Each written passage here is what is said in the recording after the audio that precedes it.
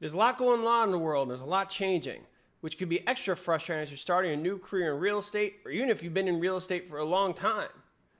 The playing field is constantly adapting to the new innovations with artificial intelligence and whatever else is going on out there that we can't keep track of.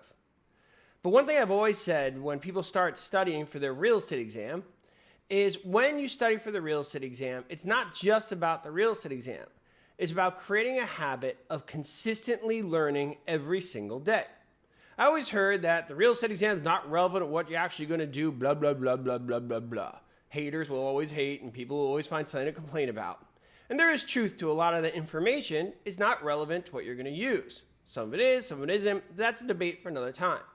But what you cannot argue is if you could get in the habit of learning every day, setting time aside to learn something new every single day. When people are studying for a real estate exam, I always said learn 5 words every day in the morning.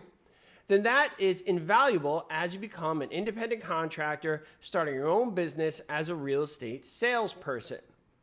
That habit of waking up and setting 30 minutes aside in the morning every day to learn something new has never been more valuable.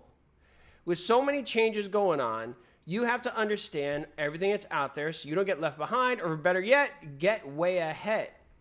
Now, I've always said this regardless, because there's a lot to learn with new laws and new regulations and changes in your community, whether it's properties or new innovations that are happening or new community development, a condo complex, a park, whatever it may be in your area. But regardless, this habit of learning every single day, just set aside 30 minutes to review something new, is never been more valuable.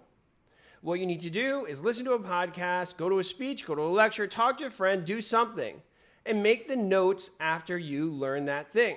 Then review those notes at the end of the week. It's pretty simple. You're back in school, folks. Take the notes and review them.